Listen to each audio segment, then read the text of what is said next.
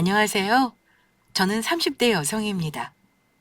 드라마에서나 보던 막장 이야기 같은 일이 제게도 일어날 거라곤 미처 생각하지 못했는데 그런 저에게도 믿지 못할 일들이 일어나고 말았네요. 연애할 때는 저만 생각해주고 그렇게 잘해주더니 결혼하고 180도 변한 남편 때문입니다. 결혼하기 전에는 제가 시골에서 살다 와서 그런지 더 털털하고 사치를 모른다고 좋아했던 남편이 결혼하니까 시골에서 와서 역시 이런 것도 모른다면서 은근슬쩍 무시하는 것도 모자라 시댁에만 잘하려고 하고 저희 엄마 아빠는 안중에도 없는 겁니다. 저는 기분 나쁘지 않은 건 아니었지만 그래도 잘 살아보려고 꾹 참고 견뎠어요. 그런데 결정적인 사건이 터지고야 말았습니다. 남편과 저는 대학 선후배 사이였습니다. 같은 과였지만 남편은 복학생이었고 저는 파릇파릇한 신입생이었습니다. 과 MT에서 남편은 저에게 대놓고 관심을 표현했습니다. 하지만 저는 그때까지만 해도 남편에게 별 관심이 없었어요. 술자리 내내 제게 계속해서 관심을 표현하는 남편이 바람을 쐬러 밖으로 나온 제 옆으로 남편이 다가오더군요. 그러면서 하는 말이 사실 신입생 환영회 때 저를 보고 한눈에 반했다고 고백을 하는 거였습니다.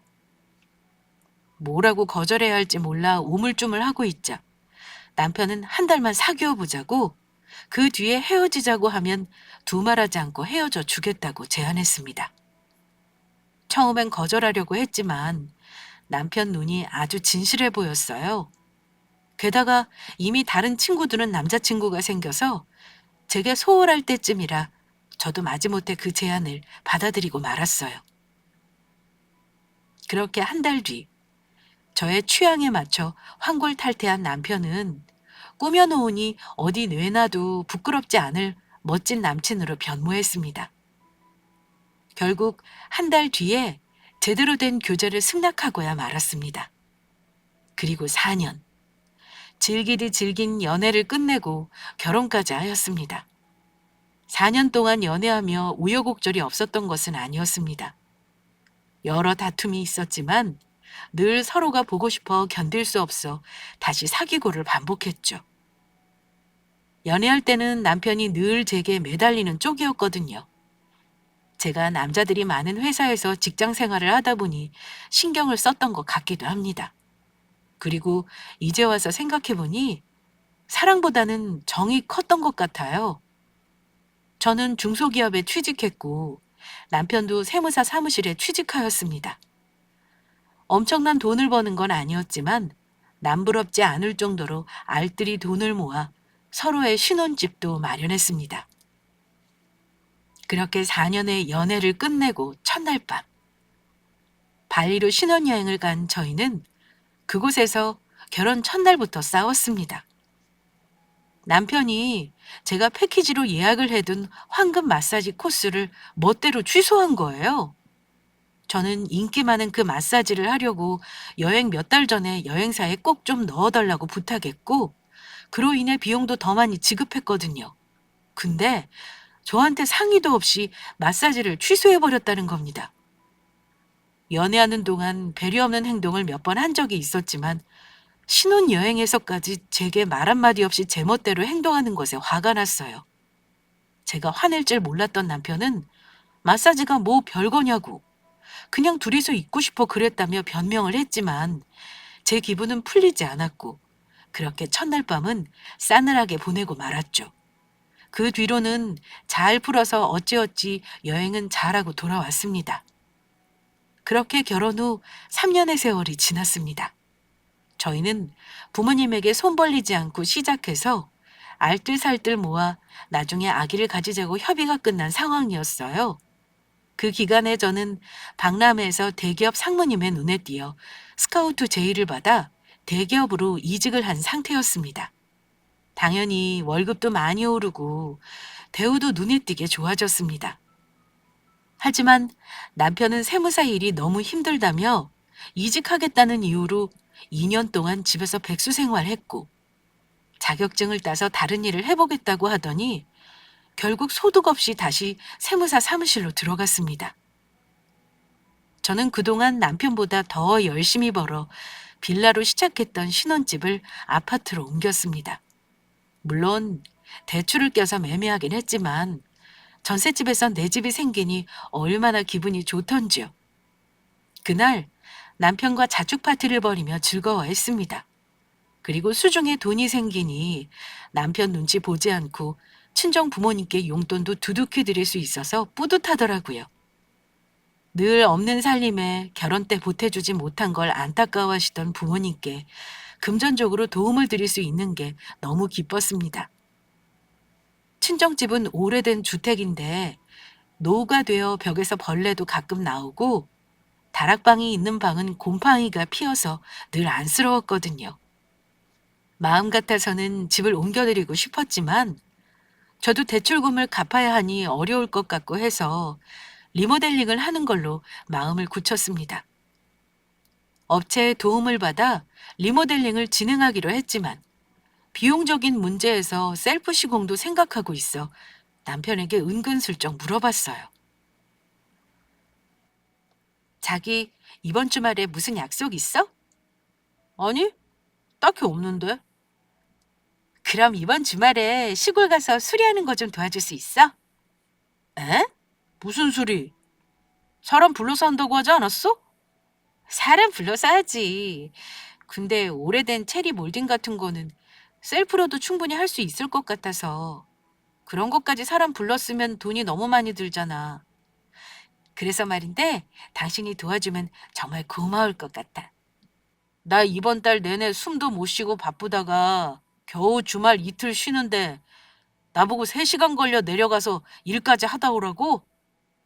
진짜 너무한 거 아니야?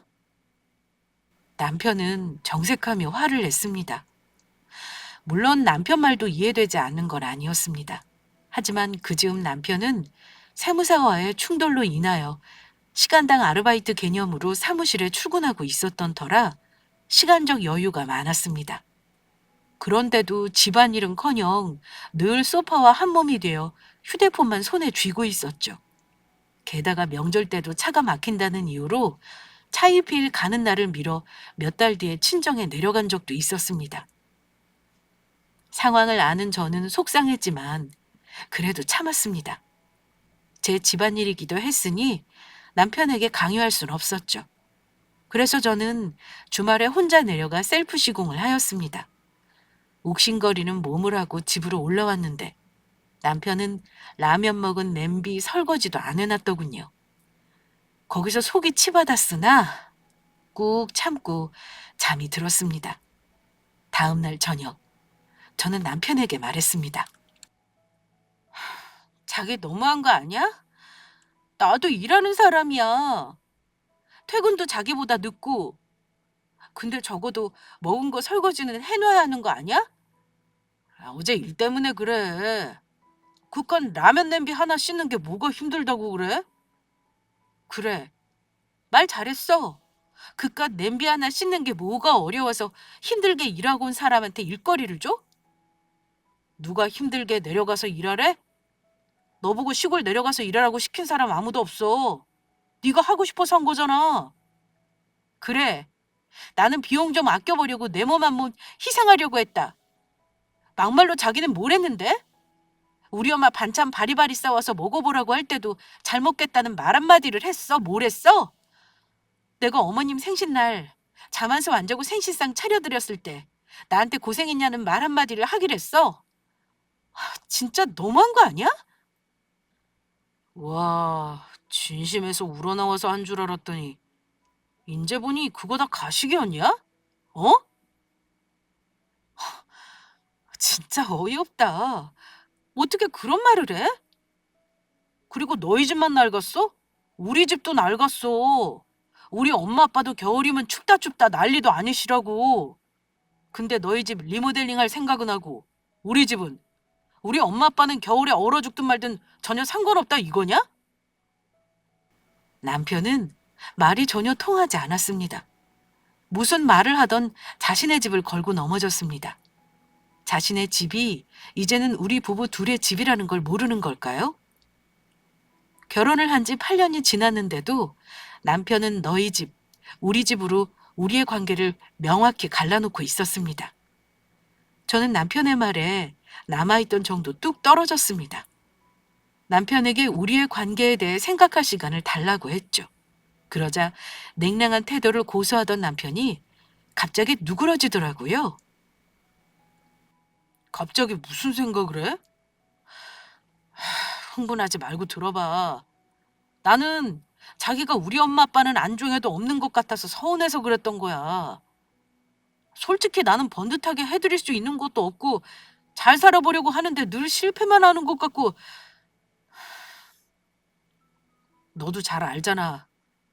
그래서 말이 험하게 나왔던 것 같아. 엄마 아빠 시골집 40년이 넘은 구옥이야. 나 태어나기 전부터 그 집에서 쭉 사셨던 부모님이고 얼마나 오래됐는지 감이 와? 벽에 금이 가고 천장으로는 쥐가 뛰어다니고 그런 집에서 계속 사시는 부모님 보는 내 마음이 어떨 것 같아? 그래도 어머님 아버님은 좁아도 깨끗한 아파트 사시잖아. 연식도 오래되지 않았고 어머님 아버님 생각하는 당신 마음을 내가 왜 모르겠어. 그렇다고 두 집 다 바꿔드리기엔 너무 부담이 크니까 나중에 차차 해드리려고 생각했었던 거라고. 그제야 남편은 자신의 잘못을 뉘우치며 싹싹 빌더군요. 사실 절대 용서를 안 해주려고 했는데 또 기가 죽은 모습을 보니까 안쓰러워지더라고요. 결국 저는 남편의 사과를 받아들였답니다. 하지만 얼마 안 가 새로운 문제가 터지고 말았어요. 오랜만에 월차를 쓴 저는 남편과의 관계도 회복할 겸 도시락을 싸서 서프라이즈 이벤트를 하기로 마음을 먹었습니다. 남편이 좋아하는 제육볶음을 해서 쌈 하나하나에 쌈밥처럼 올리고 떡갈비와 잡채, 그리고 과일도 정성스레 깎아 5단 도시락을 만들어 회사로 찾아갔습니다. 그런데 이게 웬일입니까? 세무사 사무실에 남편이 없는 겁니다. 게다가 남편 회사 동료가 어리둥절한 얼굴로 저를 쳐다보면서 기택씨 그만둔 거 몰랐냐고 하는 겁니다. 저는 눈앞이 아찔했습니다. 퇴근하고 집에 오면 늘 소파에 누워서 배가 고파 죽겠다고 징징거리던 남편은 그럼 도대체 어디로 출근을 하고 있었던 걸까요? 저는 황망한 마음으로 집으로 달려왔습니다. 집으로 온 지 얼마 되지 않아 남편은 아침에 나갔던 차림 그대로 돌아왔습니다. 도대체 어딜 갔다 온 거야? 무슨 소리야? 일하고 왔잖아. 내가 오늘 사무실 찾아갔었는데 당신 그만둔 지 한 달째라던데? 남편의 얼굴이 싸해지더군요. 남편은 이내 들켰다 싶었는지 본격적으로 말을 꺼내기 시작했습니다. 그래, 솔직히 말할게. 사실 나 도저히 못 해먹겠어서 관뒀어. 나보다도 연차도 낮은 게 연봉 협상에 성공해서 나보다 월급도 더 받고 대우도 더 받는 꼴을 보니 부하가 치밀더라고. 그리고 나 아무 생각 없이 그만둔 거 아니야. 퇴직금이랑 돈 좀 더 보태서 사업해보고 싶어. 뭐? 사업? 사업은 아무나 하는 줄 알아? 당연히 대박 아이템이 있지. 아무 생각 없이 한다고 하겠어? 그러니까 자기가 조금만 도와주면 뭘 도와줘? 돈? 아니, 나 못 줘. 그럴 생각 전혀 없으니까 다시 사무실에 출근해. 그렇게 매몰차게 딱 잘라서 말하지 말고 잘 한번 생각해봐. 이게 다 우리 잘 살자고 하는 얘기잖아. 그리고 사업 잘 되면 우리 애도 가지자. 어? 다신 애 가지고 싶어 했잖아. 남편은 아이 핑계를 대며 어떻게든 저를 설득하고 싶어 했습니다. 저는 바보같이 그 핑계에 그만 넘어가고 말았어요. 아이를 진짜 원했거든요. 그래서 전 남편 모르게 미래 아이를 위해 저축한 돈을 투자금으로 건넸습니다. 처음에는 남편도 나름 열심히 하는 것 같아 보였어요. 아침 일찍부터 밤까지 잠도 있고 일에 몰두하였습니다. 저도 그런 남편을 보며 안도를 했습니다. 이제 제정신 차리고 제대로 일할 거라 생각했죠? 그렇게 한 달이 지나 친정엄마 생신이 돌아왔습니다. 그동안 나 사느라 바빠 엄마에게 소홀했던 게 생각나 이번 생신만큼은 근사하게 식사를 대접하고 싶었습니다. 그래서 생신 며칠 전에 호텔 고급 레스토랑을 예약했습니다. 엄마는 생신이 뭔 대수냐며 올라오시지 않겠다고 완강히 고집을 피우셨지만 결국 제 고집에 꺾여 당일에 서울로 올라오셨어요.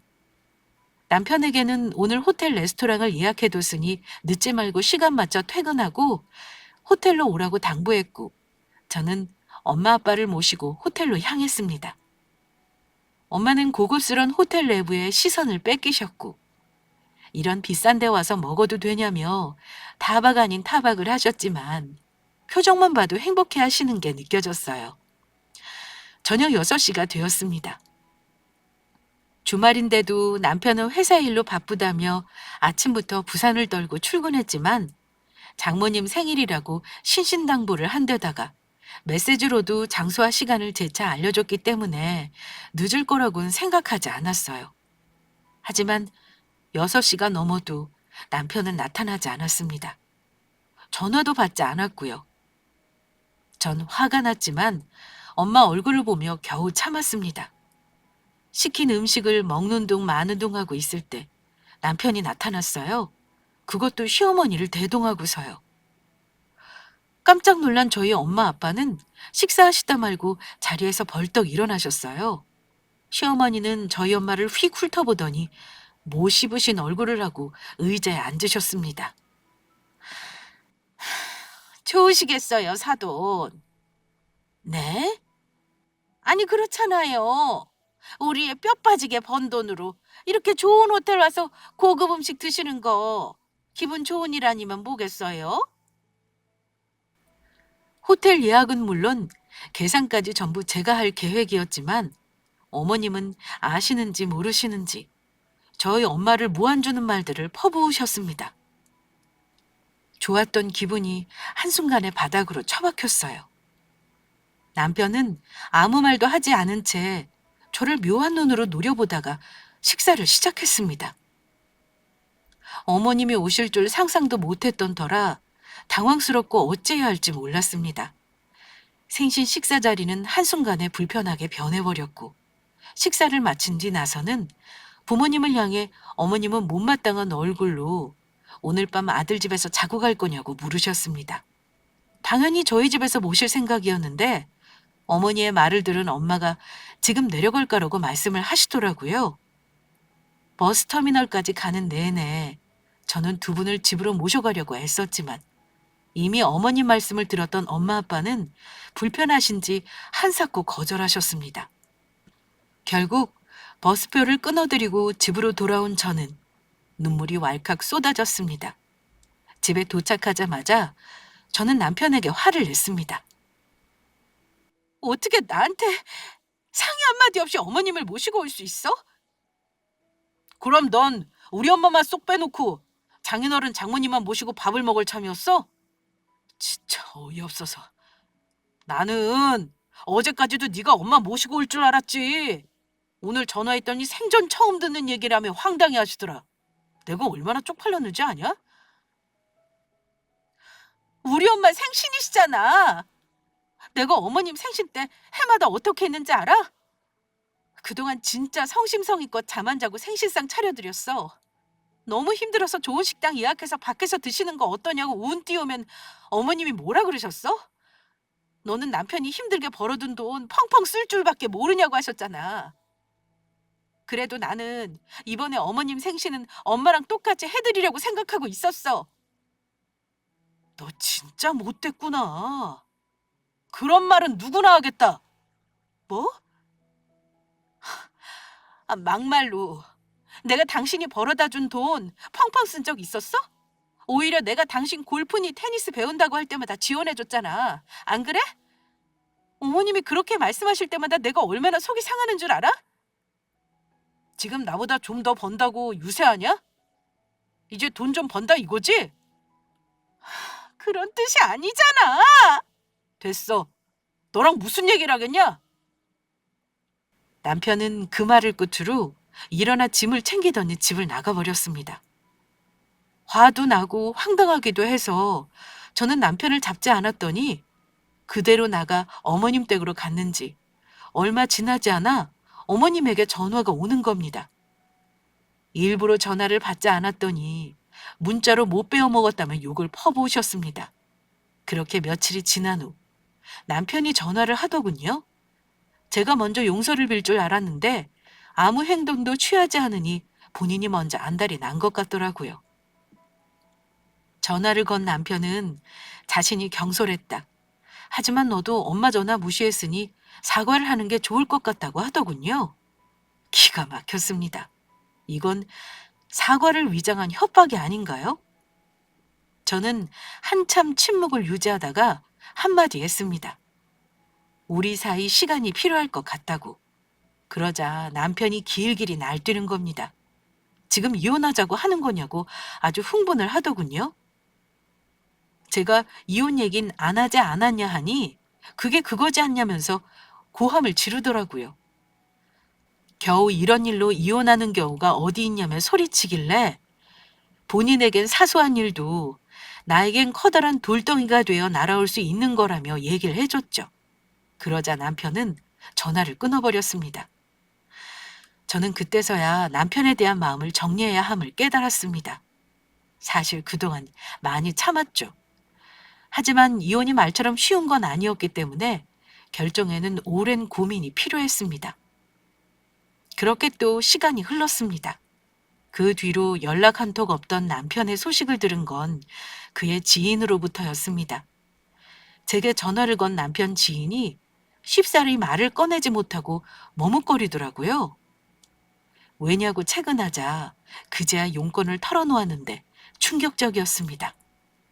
남편이 몇 달 전에 빌려간 돈을 아직도 갚고 있지 않다는 겁니다. 남편 채무에 대한 얘긴 들은 적이 없어 어리둥절해하자 지인은 남편 얘기를 들려줬습니다. 좋은 아이템이 있다며 투자를 권유한 남편을 믿을 수 없었던 지인이 투자를 회피하자 그럼 돈 조금만 빌려달라며 회유를 했다고 하더군요. 워낙 오래된 지인이라 무시할 수 없어 남편에게 돈을 건넸는데 갚겠다는 날짜를 차일피일 미루더니 어느새 시간이 많이 지나버려 참을 수 없어진 지인이 결국 제게 전화를 걸었다고 하더라고요. 저는 그제서야 남편이 어떤 식으로 사업을 꾸려나가고 있는지 제대로 알아봐야겠다는 생각이 들었습니다. 그동안은 남편이 아침부터 밤까지 일을 바쁜 것 같아 알아서 잘하겠거니 하고 신경을 안 쓴 게 문제였습니다. 남편이 그럴 사람이 아닌 걸 알면서도요. 남편 사업이 제 돈도 어느 정도 투자금으로 들어가 있으니 이대로 가만히 있어선 안 되겠다 싶었습니다. 그렇게 전화를 끊고 저는 남편 회사로 찾아갔습니다. 사무실 주소도 알려주지 않았던 남편 때문에 지인에게 물어 찾아간 그곳은 사무실이라고 하기엔 조악할 정도로 작은 오피스텔 원룸이었습니다. 입구에는 독촉장들이 먼지 쌓여 있었고 초인종을 아무리 눌러도 안엔 인기척이 없었습니다. 저는 남편에게 바로 전화를 걸었습니다. 그리고 어디냐고 물었죠. 남편은 대답 없이 그건 왜 묻냐고 윽박질렀습니다. 저는 남편에게 지금 내가 어디에 있는지 아냐며 당신 사무실 앞이라 했더니 깜짝 놀라더군요. 설마 주소도 알려주지 않은 사무실에 와 있을 거라곤 생각을 못했겠죠. 나는 당신이 제대로 사업을 해본다길래 마지막으로 한 번만 믿어보려고 했었지. 그런데 아침 일찍부터 나가서 밤늦게까지 도대체 무슨 일을 하고 다녔는지 진짜 궁금하네? 사무실은 개미 한 마리 없이 썰렁한데 여기가 진짜 사무실이 맞긴 해? 너 지금 나 의심하는 거야? 내가 얼마나 피땀 눈물 흘리면서 마련한 곳인 줄이나 알아?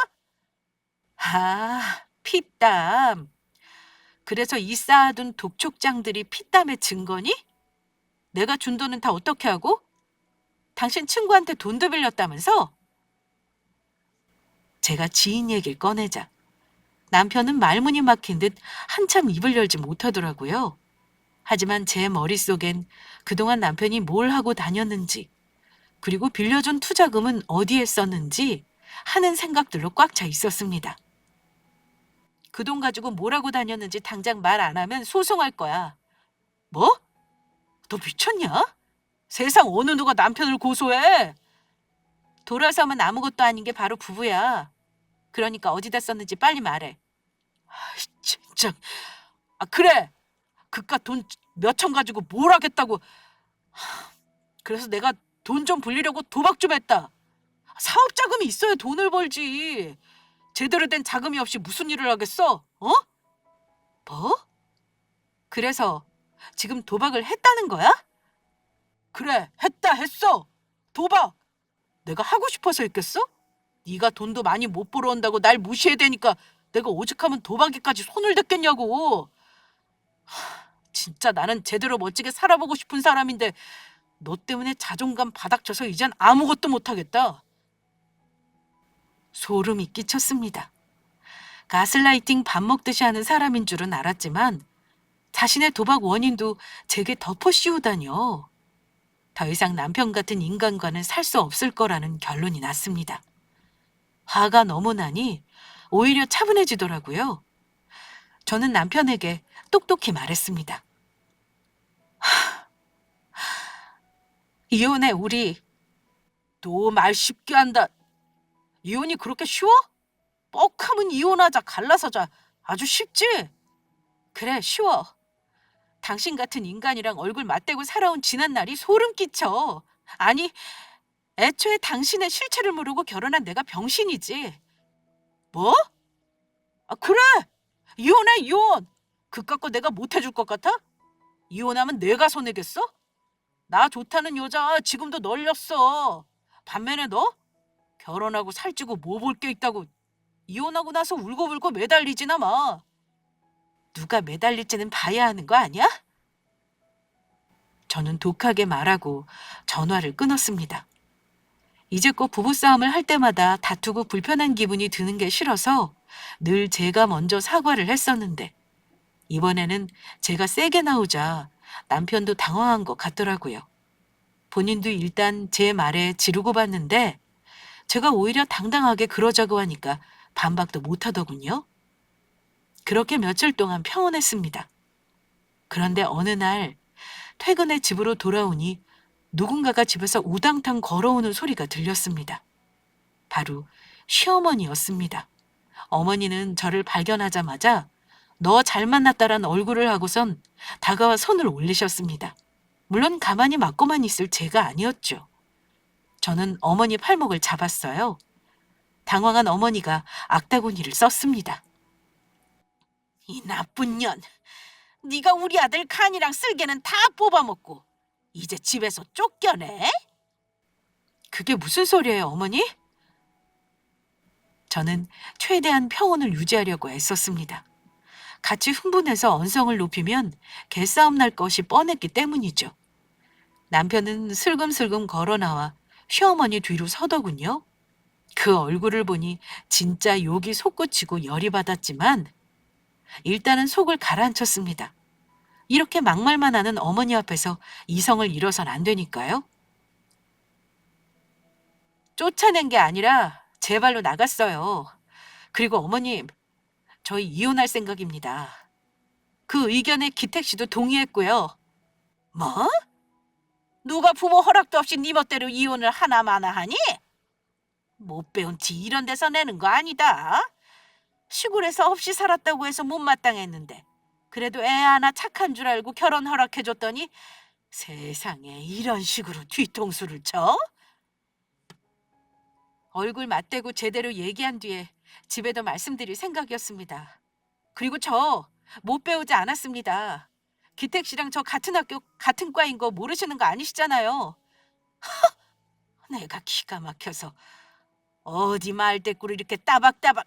아우, 엄마, 그러니까 내가 오지 말자고 했잖아. 괜히 얼굴만 보면 혈압만 오른다고. 남편은 어머니를 붙잡아가며 제 욕을 했습니다.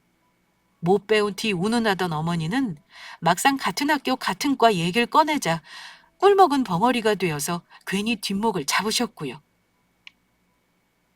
대학 보내면서 재수의 온갖 엘리트 선생님들은 다 갖다 붙여 집안 살림 거덜나게끔 공부시킨 자식이 대학 들어와서는 장학금 한 번 못 받고 학사 경고까지 받을 뻔한 사연은 아마 모르시겠지만요. 저는 시골에서 보내주시는 돈 아껴 쓰려고 아르바이트를 하면서도 늘 장학금을 받아왔거든요. 돌이켜 생각해보니 이런 남자 뭐가 좋다고 붙어 다녔는지 이해를 할 수가 없네요. 그래, 너 같은 애 한 트럭 갖다 줘도 이젠 싫으니까 그만 나가라. 이 집에서 나가고 기택이랑도 이혼해. 제가 왜 나가나요? 여기서 나가셔야 할 분은 어머님이랑 기택 씨인데? 그게 무슨 소리야? 내 아들 집이니까 네가 나가야지. 어머니 모르셨어요? 여기 제 명의로 된 제 집이에요. 이 집 매매할 때 제가 모은 돈 가지고 대출받아서 산 집이라고요. 기택 씨는 여기에 일조한 거 하나도 없어요. 신혼집에서 가져온 가구 가전도 다 제가 구입한 거잖아요? 어머님이 신혼 살림은 화려하게 해오라고 하셔서 우리 엄마가 빚까지 내서 마련하신 거 모르시는 거 아니죠? 어머, 얘가 뚫린 입이라고. 잘도 거짓말을. 진짜니? 얘 말이 진짜야? 어, 진짜야. 이 집 명의 수영이 맞아. 근데 나도 내조 안 한 거 아니다. 내가 얼마나 열심히 뒷바라지 했다고. 뒷바라지? 2년 동안 놀고 먹으면서 열심히 문화생활 즐긴 것도 뒷바라지라고 해야 하니? 으이구 이놈아! 어머니는 남편의 등짝을 후려쳤습니다. 속으로 고소하다 생각했지만 이걸로 끝이 날 리가 없죠. 열심히 남편을 혼내던 어머니는 다시 의기양양하게 허리에 손을 올리고 저를 쏘아봤습니다. 그래. 어차피 이혼 소송하면 재산 파는 나누는 거 알지? 대출도 잔뜩 낀 이 아파트 가져서 뭐가 좋은지 모르겠네. 얼마 전에 우리 새 아파트로 이사 간 거 넌 모르지? 그것도 기태기가 사줘서. 아파트요? 그래, 아파트. 신도시 아파트 40평대가 얼마나 비싼지 알면 넌 까무러칠 테다. 어머니는 뿌듯한 얼굴을 하며 가슴을 들이밀었습니다. 투자금을 어디다 썼나 했더니 아파트에 투자했나 싶어 저는 어이가 없었습니다. 하지만 저는 어차피 투자금이야 형사소송 걸면 받을 수 있는 돈이니 아파트도 곧 처분하셔야겠다 싶어서 실소가 나왔습니다. 제가 아무런 표정 변화가 없자 어머니는 당황하시더니 요란하게 짐을 챙겨 집을 나가셨습니다. 남편도 저를 한번 힐끔 살피더니 어머니 뒤를 따라 나갔고요. 저는 소금 한 통 챙겨와 현관에 뿌리고는 현관 비밀번호를 싹 바꿔버렸습니다. 다시는 저 인간들이 이 집에 발을 못 들이게요. 남편과 시어머니가 모르는 게 있나 본데 이혼 소송이 왜 있는 거며 재산 분할에 대한 합의서를 왜 쓰는지 아무것도 모르는 것 같더군요. 재산 기여도에 대해 분할이 결정된다는 걸 알면 저렇게 의기양양할 수 없는데 말이죠. 하지만 저는 남편과 이혼을 결심한 순간부터 이미 변호사를 선임한 상태였습니다. 이혼소송 전문 변호사의 조언을 듣고야 저는 저 인간에게 줄 돈이 얼마 안 되며 이 이혼의 승자는 저라는 걸 확신할 수 있었습니다.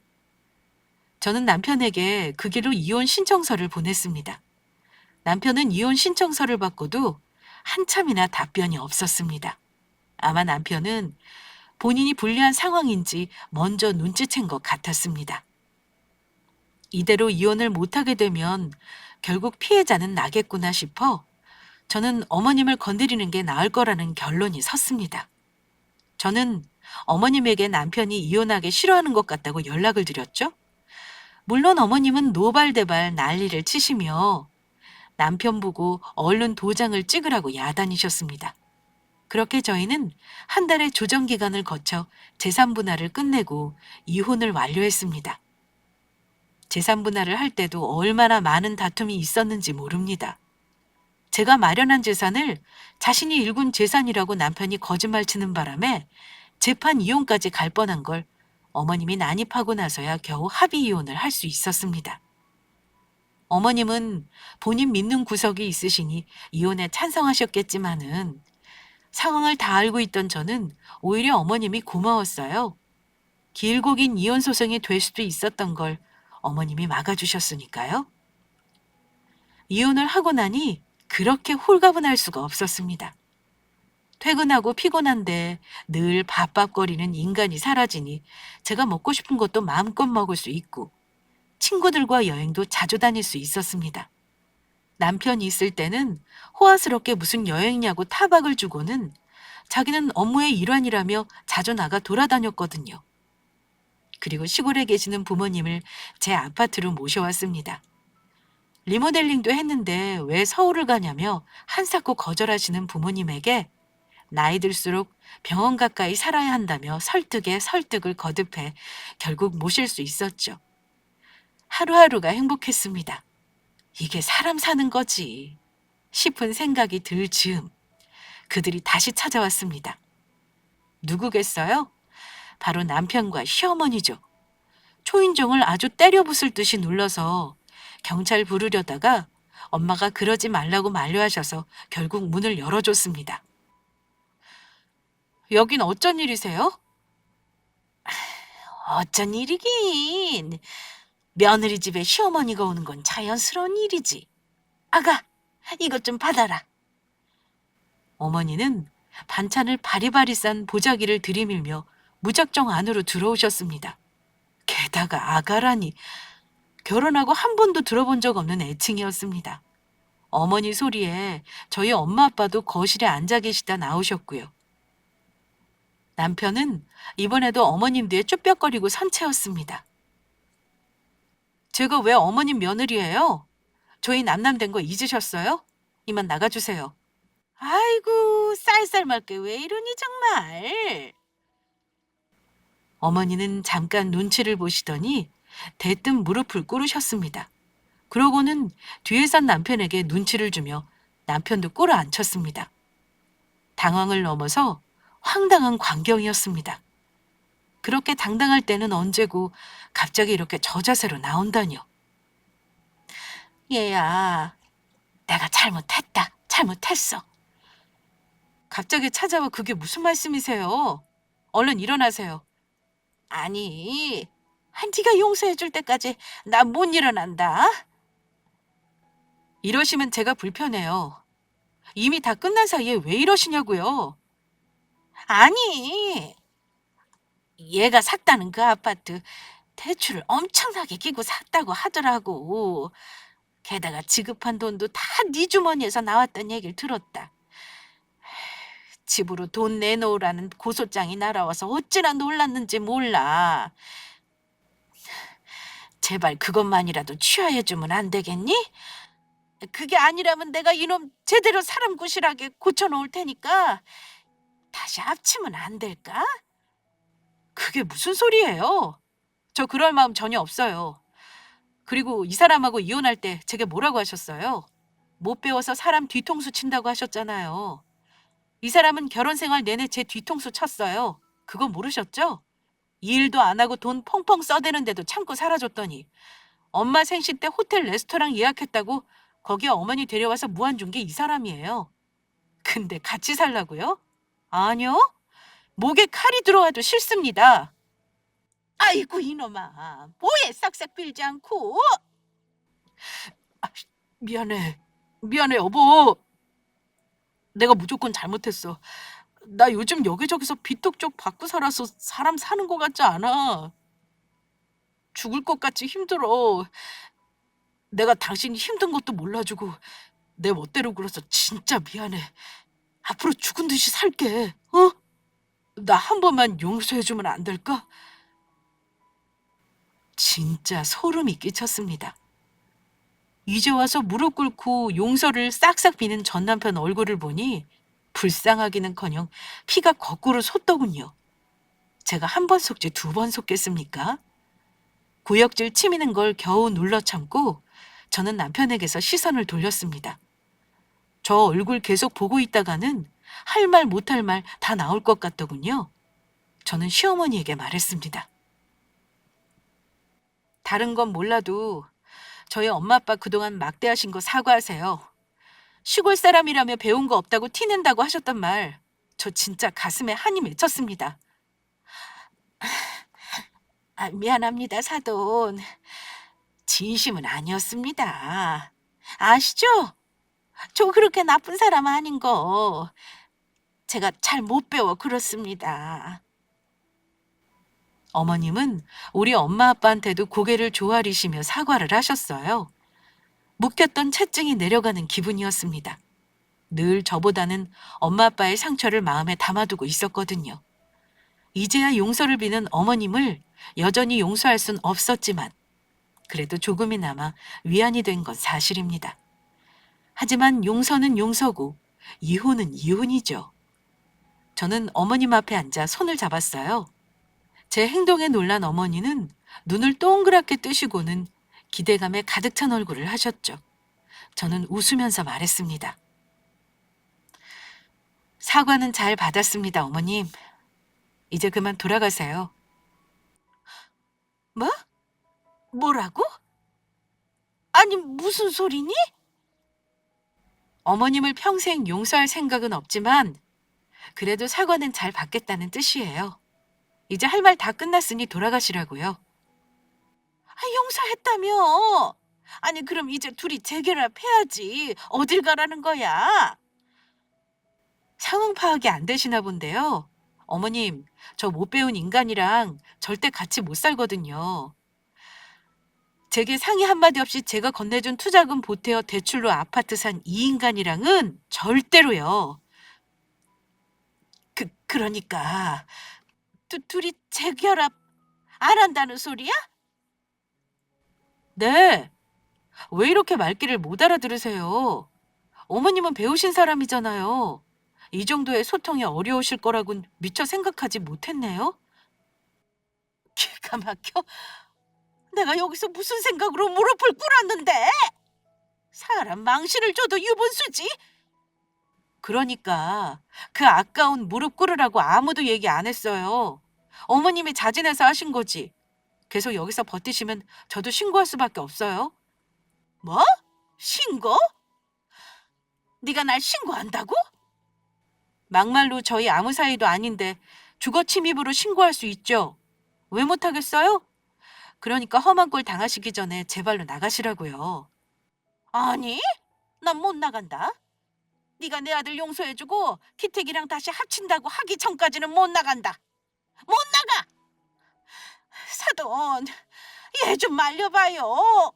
딸내미 인생 망칠 셈이에요? 망치긴 누가 망쳐요. 우리 딸 인생은 그쪽 아들이 망쳤죠.